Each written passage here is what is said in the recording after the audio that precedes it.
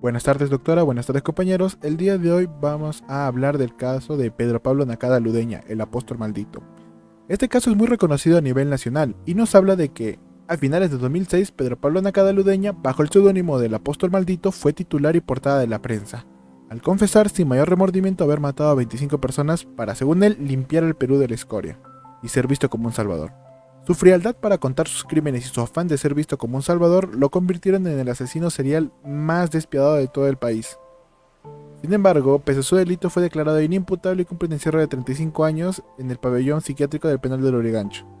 Pero, para poder entender lo que habría desembocado en su accionar, nos remontaremos un poco a su historia. Nació el 28 de febrero de 1973 en el Agustino, con el nombre de Pedro Pablo Macías Ludeña, pero cambió su apellido paterno a Nakada en 2003, tras pagarle 800 soles a un ciudadano japonés para que lo adopte con la intención de conseguir una visa para ir a Japón. Sin embargo, nunca llegó a viajar, a diferencia de su hermano Byron Jonathan Nakada Ludeña, quien en 2015 fue arrestado en el país del sol naciente por matar a puñaladas a 6 personas. El padre biológico de Nakada era alcohólico y su madre padeció de una enfermedad mental. Como muchos asesinos en serie, la infancia de Pedro Nakada estuvo marcada por el abuso y las humillaciones. En palabras de él, decía: mi familia es mala, mis padres siempre se peleaban, mi papá le pegaba mucho a mi mamá y yo me escapaba de la casa, pero volvía por no tener dónde comer. Uno de sus peores traumas ocurrió cuando tenía tan solo 4 años, y él nos relata que, cuando yo era un niño, mis hermanos me violaron porque creía que yo había matado a una perra que teníamos y además estaba preñada. Juro que yo jamás le hice nada al animal.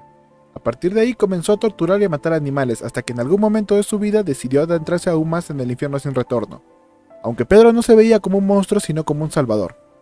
El 1 de enero del año 2005, alrededor de las 6 de la tarde en la playa Chorrito de Chancay, Nakada reclamaría a su primera víctima. Armado con una pistola de 9 milímetros, se interpuso en el camino de Carlos Ediberto Merino Aguilar, de 26 años, y le disparó en el tórax y en el abdomen. Luego argumentaría que pensó que lo quería asaltar, aunque fue finalmente Pedro quien le robó el dinero de Carlos. En sus palabras, él expresa: yo no soy un criminal, yo soy un limpiador. He liberado a la sociedad de homosexuales y vagabundos, repetía en los interrogatorios. Pedro Pablo Nakada Ludeña confesó sus 25 asesinatos, aunque oficialmente solo se le condenó por 17. A todas sus víctimas les disparó con pistolas de 9 milímetros, y estas siempre eran de diferentes marcas, y usaba un silenciador de GB que él mismo fabricaría con la suela de sus zapatillas, siguiendo un tutorial de internet. El 28 de diciembre de 2006, tras un gran trabajo de inteligencia, fue finalmente arrestado en el taller mecánico donde trabajaba en Huaral, cuando planificaba colocar una granada en la discoteca para limpiar el país de los perdidos y los corrompidos. Al ser detenido, pidió la pena de muerte. En sus palabras, él mismo comentó: pido un pelotón de fusilamiento, algo práctico como hice con la gente, les disparé en la cabeza. Si salgo libre, continuaré con mi misión de limpieza. Pero al final fue condenado a 35 años en la prisión de Lurigancho e intentó suicidarse más de una vez. Sin embargo, un informe psiquiátrico ordenó su detención en la sala de enfermos mentales, debido a que le diagnosticaron de esquizofrenia paranoide, lo que hizo que se convirtiera en inimputable. Y hasta el día de hoy continúa ahí encerrado y esperamos que para siempre. Las leyes peruanas precisaron que al cumplir su condena sea liberado, pero especialistas recomiendan que no suceda, porque seguirá cometiendo los mismos ilícitos. En palabras de Pedro Pablo Nakada, menciona que cuando salga libre seguiré cumpliendo mi misión purificadora. El delito que cometió Pedro Nakada fue de homicidio calificado, donde el bien jurídico que se protege es el derecho a la vida. Hay que tener en cuenta que en todos los delitos contra la vida, el cuerpo y la salud, siempre se va a proteger la vida humana. En el tipo objetivo se analiza si concurren los elementos del tipo penal, por lo que se necesita saber todos los requisitos que establece la ley. Dentro del tipo objetivo hay 3 puntos fundamentales de análisis que son los sujetos, la conducta y el objeto material. Empezamos con los sujetos. Se establece que todos los delitos tienen un sujeto activo y un sujeto pasivo. El sujeto activo es el que realiza la conducta prevista en el tipo penal, y el sujeto pasivo es aquel sobre quien recae el daño de la acción delictiva. El sujeto activo en este caso es el señor Pedro Nakada. Según la Corte Superior de Justicia de Huaral, fue el sujeto activo del delito de homicidio calificado de 17 personas confirmadas. El sujeto pasivo serían las personas a las que habría asesinado, los que serían 17 personas. Sobre la conducta, se trata de aquello que se realiza mediante un sujeto, por ejemplo, matar a una persona. Pedro Nakada habría cometido conductas delictivas por acción hacia sus víctimas, cometiendo el delito de homicidio calificado con pistolas de 9 milímetros de diferentes marcas.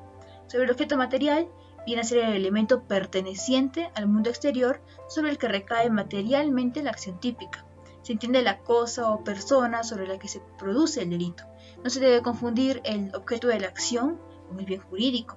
El objeto material del delito de homicidio y los demás delitos contra la vida humana independiente es cualquier ser humano nacido vivo desde el momento de su nacimiento hasta el momento de su fallecimiento. Así, Pedro Nakada, cometiendo el delito de homicidio calificado, habría atentado contra el cuerpo humano de distintos sujetos pasivos. Dentro del tipo subjetivo, se analiza el aspecto interno del sujeto. Se determina si la conducta fue realizada con dolo o con culpa. Pedro Nakada tenía discernimiento. Esto demuestra que puede distinguir entre el bien y el mal, pues mostraba el sentimiento de arrepentimiento de haber asesinado a una menor de 15 años, expresando que ella no debió morir.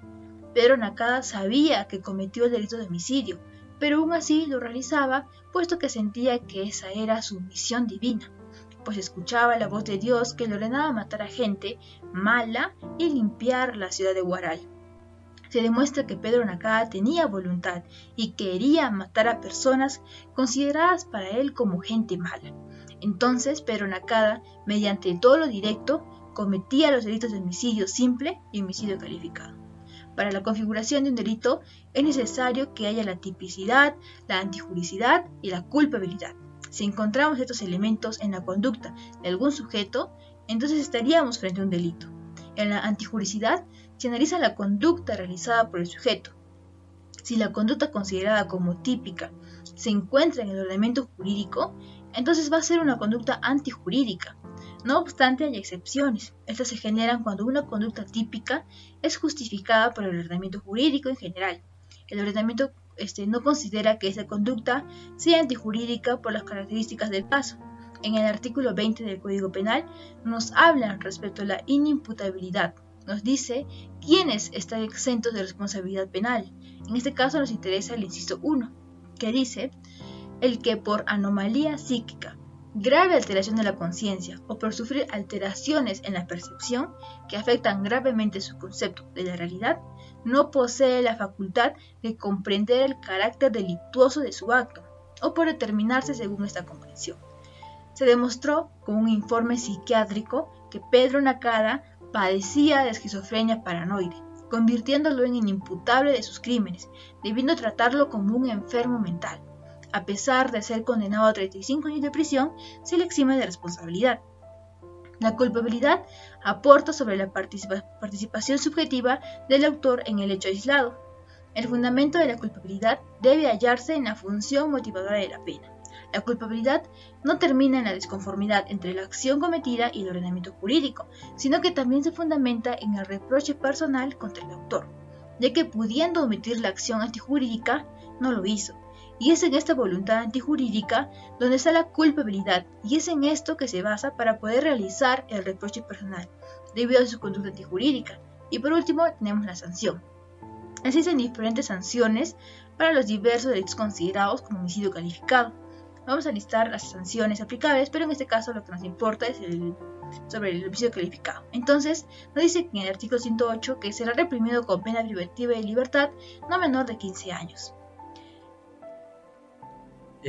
Rol de la criminalística. La criminalística en la investigación criminal cumple pues un significativo rol de apoyo coparticipativo al contribuir determinantemente a verificar, comprobar el hecho y a copiar indicios o evidencias en la escena del hecho durante la fase preliminar de la investigación criminal.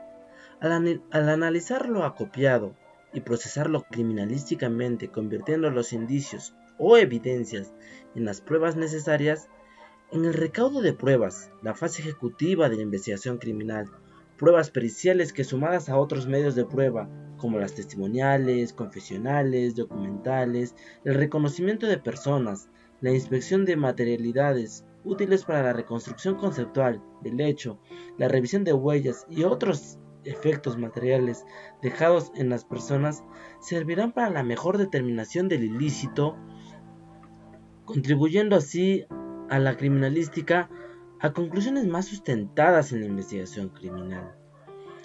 El aporte de carga probatoria por parte de la criminalística en la investigación penal cobra mucha más trascendencia si el sistema o modelo del proceso penal es el acusatorio garantista, como es el contenido en nuestro Código Procesal Penal, cuyo libro primero se refiere a la acción penal, en el libro segundo a la investigación, en el tercero al juzgamiento, en el cuarto a la actividad procesal y en el libro quinto a los procesos especiales.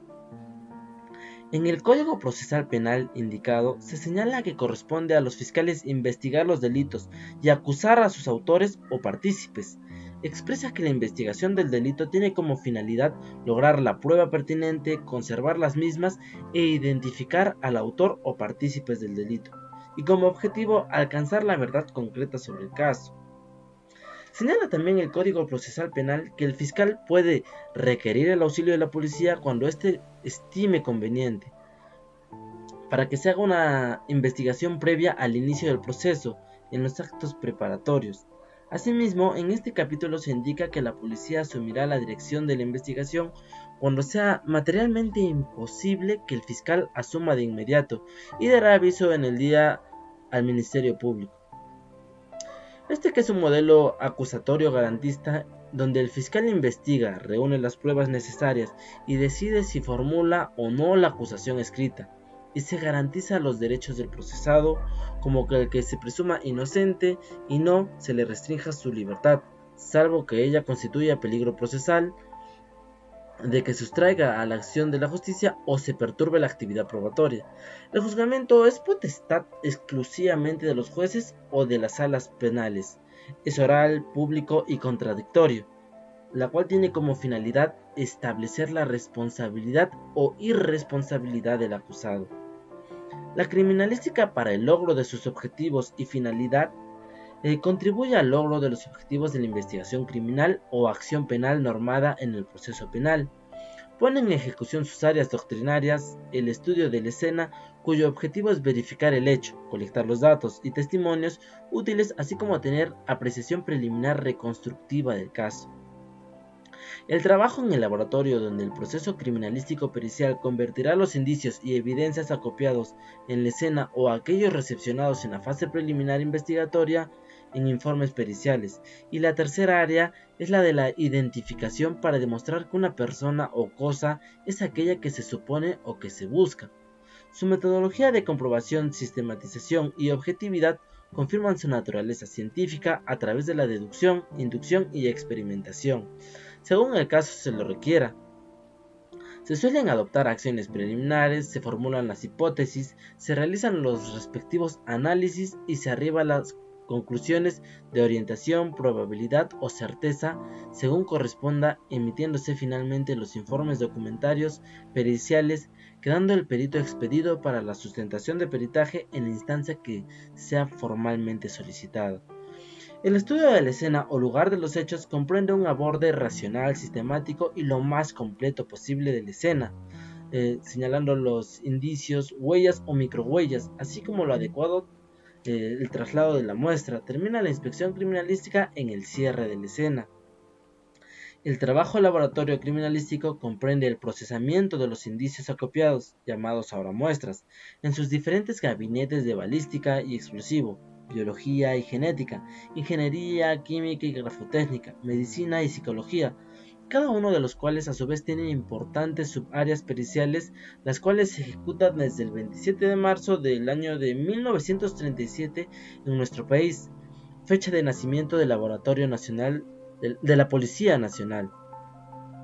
La identificación particularmente de la persona comprende medios variados y efectivos, según sea el caso, como la afiliación, la signaléctica, la papiloscopía, el examen clínico forense, el examen odontológico, el instrumental, el antropológico, el biológico y el genético del estudio del ADN o ácido desoxirribonucleico. La criminalística continúa su accionar de ciencia, técnica y arte, reconociendo que su rol de copartícipe no es absoluto ni exclusivo en el logro de la verdad concreta en la investigación penal. Consciente de que su papel es necesario, sea en la investigación policial, fiscal o judicial, y en la seguridad de que, independientemente del sistema o modelo procesal penal, sus acciones y conclusiones significarán un valioso aporte en la investigación criminal, viabilizando así que el estudio que el Estado cumpla mejor su función pública de administrar justicia a través de los estamentos que se determinen. Continuando con la exposición, dilucidaremos los principios de la criminalística que intervinieron en la escena del crimen. Indudablemente, la criminalística a fin de establecer y analizar las relaciones entre la víctima, el victimario, el sitio del suceso, los instrumentos usados o medios de comisión, surgen factores que van a influir directamente sobre los mecanismos de producción en un determinado hecho. En este contexto, cabe visualizar previamente un breve video en el cual identificaremos de forma clara los principios aplicados en el presente caso. Pedro es el mayor, ahora tiene 41 años, lo llaman el apóstol de la muerte. Yo, si mis padres me hablan, ¿Qué te dicen? que tengo que acabar con toda esa gente. Él es el asesino serial del Perú con más muertes, 25 en total. Byron, de 30 años, ya lo conocen como el monstruo de Saitama, prefectura de Japón, donde esta semana mató a 6 personas. ¿Qué pudo pasar en la vida de esta familia que engendró seres humanos capaces de matar a un gran número de personas con una sorprendente frialdad y al parecer sin razón alguna? ¿Es locura como se cree o se trata de mentes perversas capaces de planificar conscientemente cada uno de sus asesinatos? Eran fines del año 2006. En Huaral se estaban registrando varios asesinatos. Sin embargo, no fue hasta un doble crimen, la muerte de los profesores Nazario Tamaris y Didier Zapata, que la Fiscalía de la zona pidió a la DIRINCLI Lima que envíe un equipo especial de detectives. Empezamos a averiguar en la zona si es que era un homicidio aislado o había otros homicidios. Nosotros pudimos inferir de que habían otros hechos de sangre, con el mismo instrumento empleado, con la misma región anatómica lesionada, vale decir, cabeza. El comandante Víctor Reboredo de la División de Homicidios y su equipo empezó entonces a analizar cada asesinato. Eran muchos y en un corto tiempo. A veces eran hasta 3 muertes en una semana y todas tenían algo en común. Del análisis de balística forense se lograba establecer que todos presentaban características similares de herida en la cabeza. Que una cosa es el arma y otra cosa es el sello que deja el instinto humano. Bien, ahora continuamos con el análisis de los principios en el presente caso. Como primer punto tenemos el principio de uso. La comisión de un hecho delictivo siempre implica la utilización de un medio o agente, biológico, mecánico, físico, químico, entre otros. Este principio se encuentra intrínsecamente relacionado en el presente caso y en su aplicación toda vez que el imputado Pedro Pablo César Nakada realizaba a sus víctimas heridas, cortes y surcos, valiéndose pues de un medio mecánico, en específico de un arma de fuego. Ello a razón de los 17 homicidios confirmados en su ejecución por este último. Dicha característica deviene de las investigaciones realizadas por los peritos de balística forense, estableciendo ellos el mismo instrumento empleado en cada uno de los homicidios, pues las víctimas habían sido asesinadas con impactos de proyectiles de arma de fuego, principalmente en la misma región anatómica lesionada, ello es, la cabeza y otras zonas del cuerpo. Bien, como segundo punto tenemos el principio de producción. En la utilización de los agentes para la comisión de un hecho delictivo se producen indicios o evidencias de interés criminalístico, que van a ser morfológicos o estructurales y representan elementos reconstructores e identificadores. De esta forma se obtienen certezas en cuanto a un agente utilizado y la identificación de los autores. En relación al caso en concreto, el apóstol de la muerte, las especificaciones de las perforaciones en los cuerpos de las víctimas permitieron identificar el arma de fuego, pues este correspondería en la mayoría de los asesinatos a una pistola de 9 milímetros.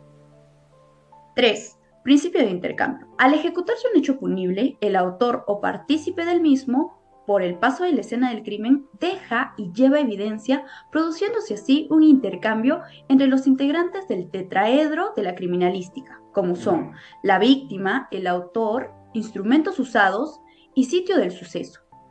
Este principio se le atribuye a Edmund Lockhart, quien manifestaba que era imposible que un criminal actúe especialmente en la atención de la acción sin dejar rastros de su presencia. Para una mejor ilustración, cuando se comete un homicidio con violación, pueden intercambiarse fluidos, ya sean corporales, como sangre, semen, células, apéndices pilosos, rastros de tierra, polvo, fibras, entre otros. 4. Principio de correspondencia. Establecer la conexión, relación que hay entre un elemento y otro, cotejar y comparar los indicios significativos que se encuentran, analizando las características similares que guardan entre ellos, es la finalidad de dicho principio. Así se logra mediante la deducción o inducción, dependiendo del caso, el origen común de estos, ya que son examinados de forma minuciosa. Dicho principio se encuentra relacionado al caso en concreto en cuanto a la utilización de los instrumentos, pues ello se da cuando comparan dos huellas dactilares y se determina que corresponden a una sola persona, o cuando se efectúa una comparación balística entre dos proyectiles y se determina que fueron disparados por la misma arma de fuego. Ello resulta, pues, de la observación del mismo número, posición y relación de caracteres. Este principio se fundamenta en la observación de los pequeños detalles, características de la evidencia física, como es el caso de Pedro Pablo César Nakada, toda vez que dejaba un rastro característico a sus víctimas en la mayoría de las muertes por presunto asesinato, dado que les disparaba en la cabeza. 5. Principio de reconstrucción de los hechos o fenómenos. La importancia de este principio se basa en la síntesis de información obtenida mediante el estudio de los indicios con el único objetivo de analizar y recrear de forma artificial cómo se desarrollaron los fenómenos, así aproximarnos al conocimiento histórico de los hechos. Este principio se encuentra relacionado en el presente caso, puesto que en todas las escenas de los crímenes producidos por el imputado, se pudo reconstruir según las investigaciones realizadas, para poder señalar cómo fue la utilización del instrumento y el desarrollo de dichos fenómenos. 6. Principio de probabilidad. Este principio está referido a los aspectos cuantitativos que se fundamenten en la probabilidad estadística. Los aspectos que se fundamenten por efectos de experimentación permiten obtener resultados fehacientes, ello de forma positiva o negativa en los mismos. Es de explicar, mientras más características se obtengan del análisis sobre una determinada muestra, existirá un mayor grado de exactitud para comprobarlos con igual número de elementos en otra muestra. Ello en razón a establecer su individualidad. En lo referente, mayor será el nivel de certeza en las que se pueda diferenciar o no el origen de las mismas. Según este principio, por lo observado en la reconstrucción de los hechos, es posible conocer en un determinado grado la forma probable de cómo acontecieron los mismos, aunque nunca se podría decir que sucedió exactamente así. Continuando, desarrollaré los principios no aplicados de la criminalística en el caso en concreto. Pues ahí tenemos al principio de Locard. Edmundo Locard mantuvo que el contacto con otra persona o elemento de la escena de crimen supone un intercambio de materiales físicos, por lo que el criminal deja evidencias en la escena de crimen y toma elementos de esta que se lleva consigo. Pues aplicado este principio en el caso en concreto, el señor Pedro Pablo Nakada, en los supuestos asesinatos que él cometió, pues en la escena de crimen no deja evidencias y tampoco se lleva consigo algo de la escena del crimen, ¿no? Continuando con otro principio, sería pues el principio de rareza.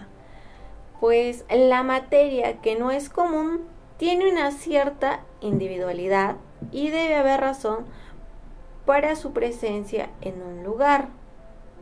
Esta otra se da cuando un indicio o evidencia se encuentra en un lugar al cual no corresponde, ¿no? Bueno, aplicado este principio al caso en concreto del señor Pedro Pablo Nakada, pues podemos deducir que no se aplicaría este principio de rareza, puesto que en la escena de todos los crímenes no se ha encontrado algo extraño, algo que no correspondía a la escena del crimen, ¿no? Continuando con la exposición, vamos ahora a tocar lo que son las áreas de investigación de la criminalística y el aplicado al caso Pedro Nakada. Bien, a lo largo de nuestro trabajo hemos podido entender un poco más sobre este caso, ya que se han narrado los hechos de una forma un tanto detallada. Si bien es cierto, no se tiene hasta la actualidad la cantidad de casos exactas en la que esta persona ha podido cometer estos delitos, eh, hay algunas declaraciones, incluso de esta persona, además de los testigos, con las que hemos podido encontrar información tanto relevante para el punto que vamos a tocar ahora, ¿no? Entre esos puntos más importantes están los casos que se han encontrado, los cuales los estamos mostrando en pantalla. Sin embargo, no vamos a darles lectura porque ya esto se ha explicado anteriormente, ¿no? Simplemente vamos a hablar acerca de los más relevantes para este punto. Esta persona, Pedro Nakada, denominada también el apóstol, en el 2006, un testimonio dejó sin aliento hasta los más curtidos detectives de la comisaría de Guaral. Esta persona, recordemos que era mecánico y tenía 37 años de edad, narró paso a paso, puntualizando detalles y sin el menor arrepentimiento, la forma como asesinó a 18 personas.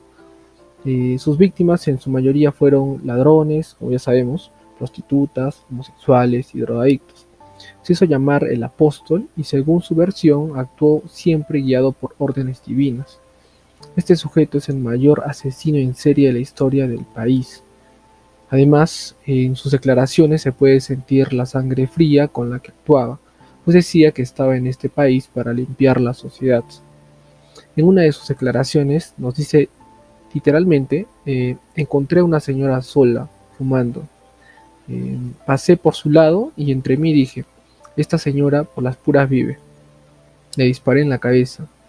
Además, el apóstol averiguaba la ubicación de fumaderos y prostíbulos, acudía a dichos lugares y mataba a los pecadores. Eso era parte de sus declaraciones. Otra parte del documento policial da cuenta de lo siguiente, ¿no? Dice, me constituí a la peluquería Gisela. Me había enterado de que el cosmetólogo que trabajaba allí era homosexual, tenía sida y se prostituía. Le pedí que me diera un servicio sexual, ¿no? Cuando se bajó el pantalón le disparé 3 veces en la nuca. Hacía esto en base a ese repudio que tenía por esas personas, ¿no? Sin ningún remordimiento. La policía lo detuvo cuando planificaba un gran atentado, pensaba lanzar una granada a una discoteca gay, ¿no? Bien, ahora con respecto ya a estos casos más relevantes, ya podemos hacer una pequeña homologación, una pequeña analogía con respecto a lo que es el área de investigación de la criminalística y el aplicado al caso Pedro Nakada. Para ello hay que entender que existen 4 campos, ¿no? Lo que es la criminalística, 4 aspectos, perdón, lo que es la criminalística de campo, lo que es la criminalística de laboratorio, lo que es la criminalística identificativa comparativa y lo que es la criminalística financiera e informática. Bien, ahora primero vamos a desarrollar lo que es la criminalística de campo, ¿sí? Esta disciplina académica, para poder estudiar una escena del crimen y dar con el culpable, es necesario que cumpla con varias funciones. Entre ellas es abordar el lugar de sucesos sin ningún tipo de improvisación, aplicación de técnicas en relación a la observación, fijación, colección, traslado y preservación de los materiales encontrados. En varios de los casos de asesinato desarrollados o hechos por Pedro Nakada, se tiene lugares precisos que han podido ser justamente preservados, ¿no? En este caso de la peluquería Gisela, entre otros lugares. También utiliza el establecimiento de la trayectoria balística, ¿no? También realiza un informe de reconstrucción de hechos, practica la inspección técnica para tener un soporte del estado original del sitio criminal.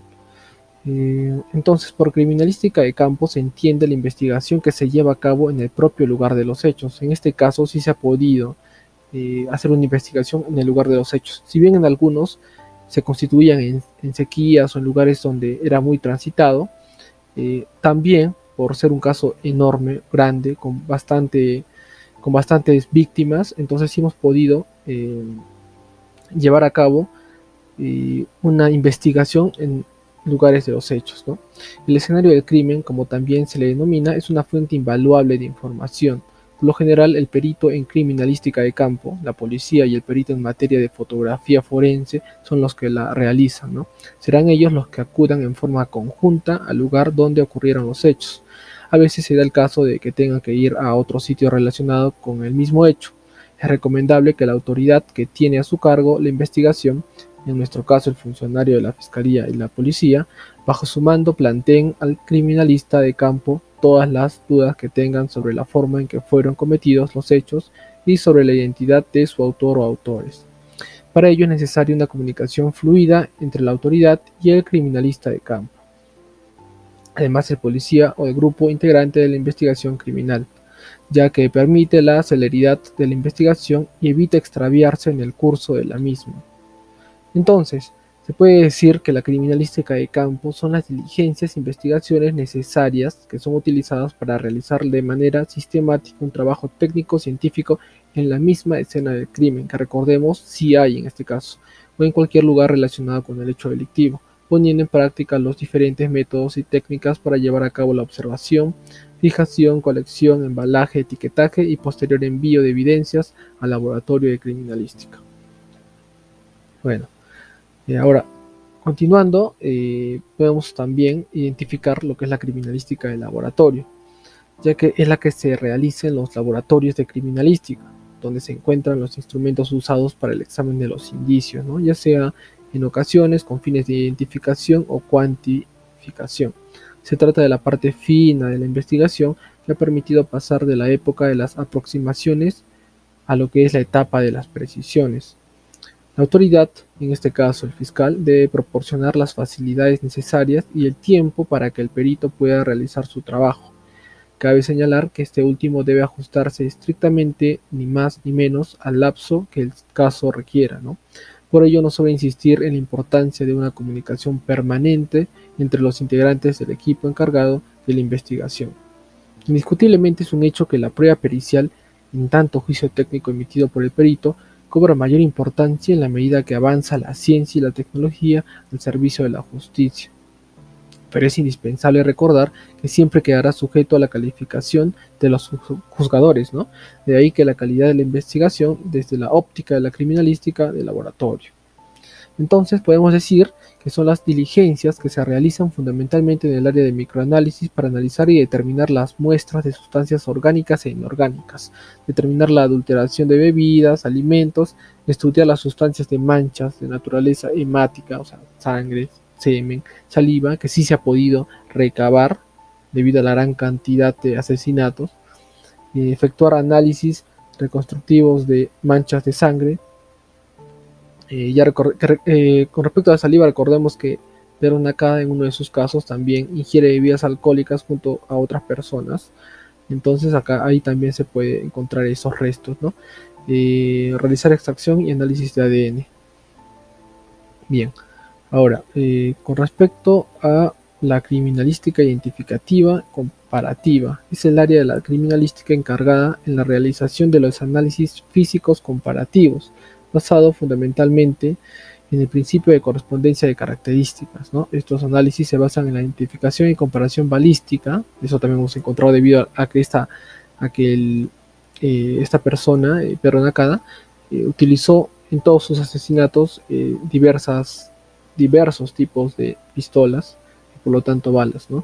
También lo que es la documentología, moscopía, física, comparativa y experticia de vehículos, ¿no?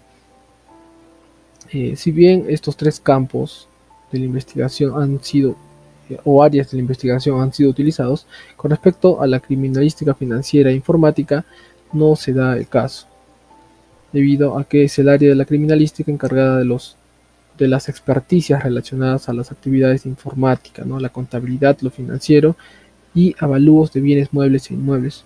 En este caso no se ha visto importante tocar esta área de investigación, dado que no se ha utilizado bajo ningún contexto. Bueno, eso sería todo por mi parte. Muchas gracias.